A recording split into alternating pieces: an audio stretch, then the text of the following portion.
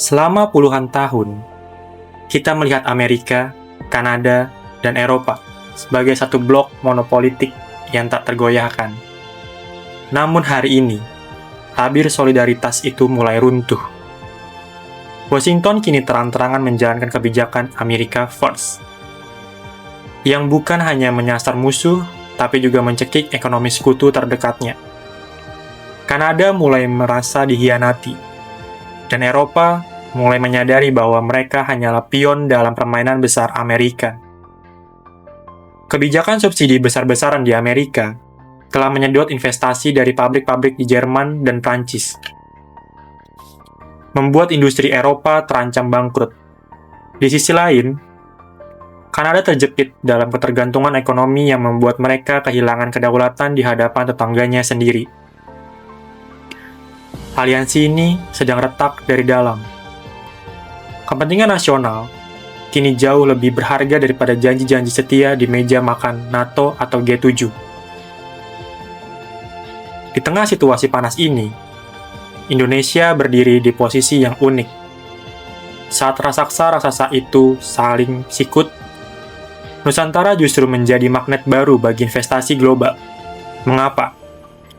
Karena dunia kini mencari tempat yang lebih stabil, yang tidak terjebak dalam egoisme, proteksionisme, Barat, yang sedang membabi buta. Kita sedang menyaksikan sebuah pergeseran sejarah, di mana Barat tak lagi bicara dengan satu suara. Ini bukan sekedar masalah dagang, ini adalah krisis kepercayaan. Dan di tengah krisis itu, Indonesia punya peluang untuk mengambil peran yang lebih dominan. Rekan-rekan Geonusa, saat San Elang dan saudara-saudaranya mulai bertengkar, memperebutkan remah-remah kekuasaan, inilah saatnya bagi Sang Garuda untuk membentangkan sayapnya lebih besar lagi.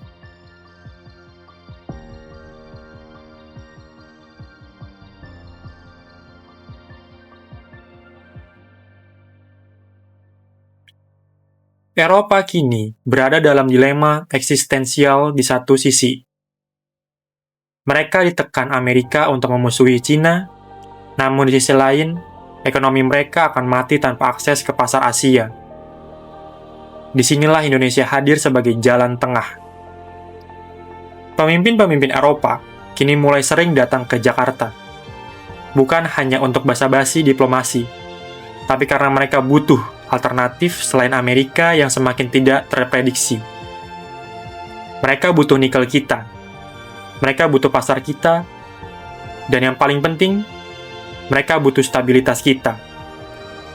Eropa mulai melihat Indonesia sebagai mitra yang lebih jujur dibandingkan sekutu tradisional mereka di seberang Atlantik.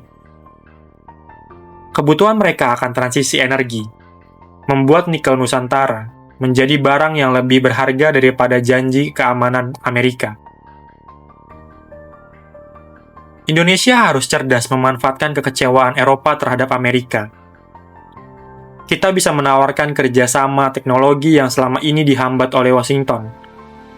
Ini adalah momen emas bagi hilirisasi kita, untuk menarik mesin-mesin industri Eropa pindah ke tanah air kita. Jangan biarkan mereka hanya membeli bahan mentah.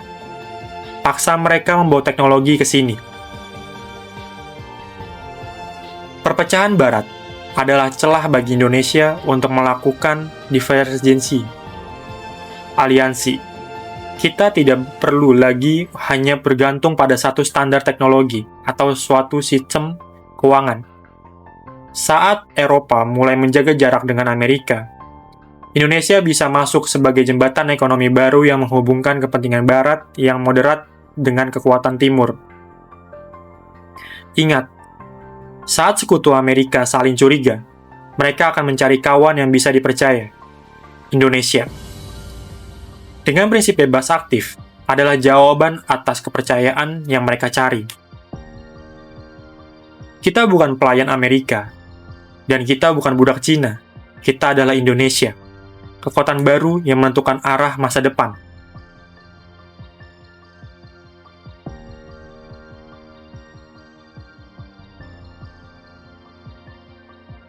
Amerika dan Kanada kini semakin agresif melindungi industri mereka sendiri dengan berbagai regulasi yang rumit. Namun, kebijakan proteksi mereka justru menciptakan lubang besar dalam rantai pasok global. Inilah peluang bagi Indonesia untuk menjadi pusat manufaktur baru. Saat produk dari Eropa atau Kanada dihambat masuk ke Amerika, produk hasil hilirisasi Indonesia justru punya peluang untuk mengisi kekosongan tersebut. Hilirisasi nikel, bauksit, dan tembaga kita adalah senjata paling ampuh di tengah keretakan Barat.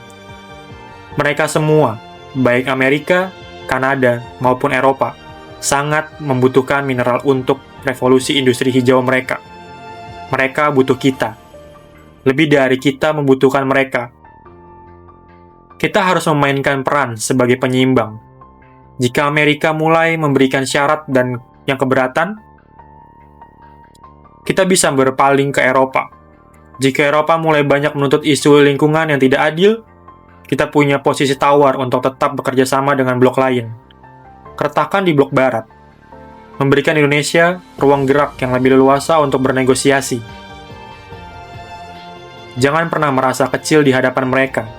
Bayangkan, jika Indonesia menghentikan pasokan nikel selama 1 bulan saja, industri mobil listrik dan baterai di Amerika maupun Eropa akan guncang.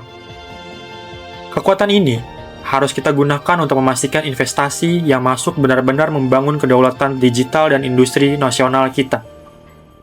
Rekan-rekan, kedaulatan itu tidak diberikan. Kedaulatan itu direbut melalui kecerdasan strategi.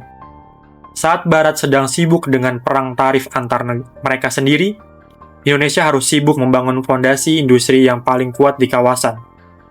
Kita harus menjadi pemenang di tengah badai perpecahan mereka.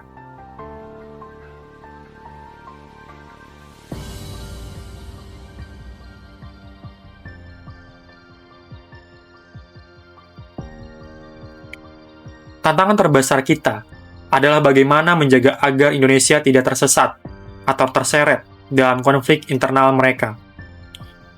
Amerika pasti akan mencoba memaksa kita memihak. Kanada mungkin akan mengikuti langkah kakaknya, dan Eropa akan terus bermanuver. Indonesia harus tetap pada prinsipnya, bebas dan aktif. Kita berteman dengan semua, tapi tidak didikte oleh siapapun. Kita harus belajar dari nasib Kanada yang terlalu bergantung pada satu tetangga, atau Eropa yang terlalu bergantung pada perlindungan keamanan dari luar. Indonesia harus membangun kekuatan mandiri. Perpecahan Barat adalah peringatan bagi kita. Aliansi bisa berubah, kawan bisa jadi musuh. Tapi kepentingan nasional harus tetap abadi. Memanfaatkan keretakan ini untuk memperkuat posisi rupiah dan memperluas jaringan perdagangan kita. Jika mereka mulai menggunakan sistem keuangan berbagai senjata, Indonesia harus mempercepat kerjasama mata uang lokal atau local currency settlement dengan berbagai negara lain. Kita harus punya sistem pertahanan ekonomi yang tahan banting terhadap guncangan dari Barat. Dunia kini bukan lagi dunia yang dikuasai oleh 1 atau 2 negara saja. Kita sedang menuju dunia multipolar, di mana Indonesia adalah salah satu kutubnya. Strategi Garuda adalah terbang tinggi di atas konflik mereka, melihat peluang dari kejauhan, dan turun dengan tepat untuk mengambil keuntungan bagi rakyat. Persatuan kita di dalam negeri adalah kunci. Jangan sampai perpecahan di Barat justru dibawa ke dalam negeri kita, melalui politik adu domba. Kita harus satu suara.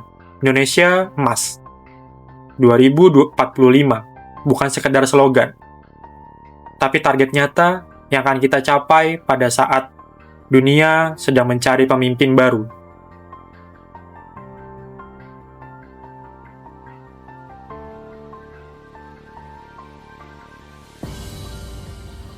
Rekan-rekan Geonosa Jurnal, sejarah sedang ditulis ulang di depan mata kita.